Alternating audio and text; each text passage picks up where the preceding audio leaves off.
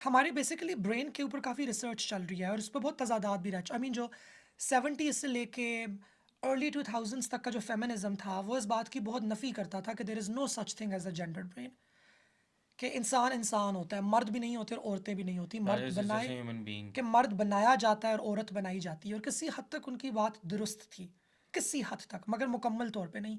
ये वाला जो फेमिनिज्म की ब्रांच थी ये अपनी इस रीजनिंग के अंदर काफ़ी इनकरेक्ट भी थी, क्योंकि ऐसे नहीं भी होता। एक आपकी इनेट पर्सनालिटी भी होती है और जेंडर की एक इनेट सेंस भी है। माना कि नदरलैंड्स के अंदर हॉकी लड़कियों की स्पोर्ट कंसिडर की जाती है और पाकिस्तान के अंदर मर्दों की, और ये कुछ कल्चरल डिफरेंसेस और वेरिएंसेस हमारे पास अक्रॉस टाइम अक्रॉस रीजन्स हमारे पास आएंगे, लेकिन जिन्स का बायोलॉजिकल डिटर्मिनेंट होना भी एक हकीकत है।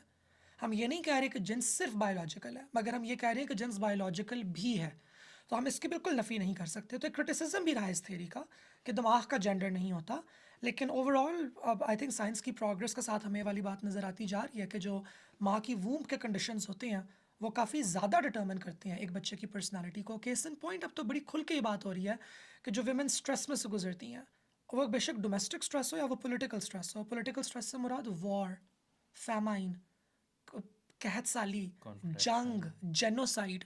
तो जब नस्ल दर नस्ल आपके पास इतना कुछ रहा हो तो वहाँ पे भी जो बच्चों की साइकोलॉजी और मेंटालिटी है वो अफेक्ट होना स्टार्ट हो जाती है। इसकी एक बहुत बड़ी वजह है, और वो वजह ये है कि बच्चा माँ के एग से बनता है और उस एग को बाप का स्पर्म जाके मिलता है। स्पर्म ज़ाया हो जाता है, स्पर्म का सिर्फ न्यूक्लियस एंटर होता है, एग पूरे का पूरा मेंटेन रहता है। एग के अंदर डीएनए दो जगहों से आएगा, एक बाप और माँ के डीएनए के मिक्सचर से, और एक और छोटी सी बॉडी होती है उसको माइटोकॉन्ड्रिया कहा जाता है।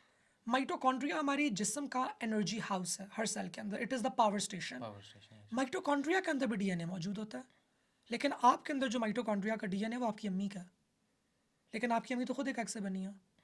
उनके अंदर जो माइटोकॉन्ड्रिया का डीएनए है वो उनकी अम्मी का है, यानी कि आपके अंदर जो माइटोकॉन्ड्रिया का डीएनए है वो आपकी नानी का है, और उनके अंदर उनकी परनानी का है।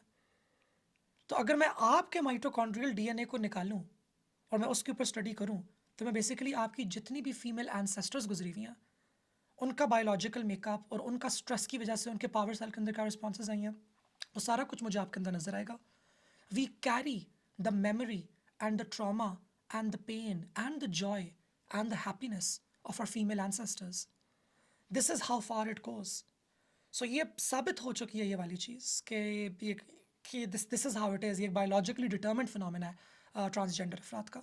बहुत इंटरेस्टिंग है, मैं उसकी इसके बारे में ज़्यादा जानना please do look it up. चाहूँगा. आई थिंक अब जितनी भी आजकल ये रेस के ऊपर स्टडीज़ होती हैं, जीनियोलॉजी के ऊपर, के लोग कहाँ से आए, किसने कहाँ कितने हज़ार साल पहले जीनोम माइग्रेट किया था। सीक्वेंसिंग और जो जीनोम के ऊपर सारा काम हो रहा है उसमें तो या वो डिटरमिन करते हैं ना सो कि अ आप लॉट ऑफ किसी भी दैट जगह इज़ घूम डन सकते on the Y chromosome and on the mitochondrial DNA.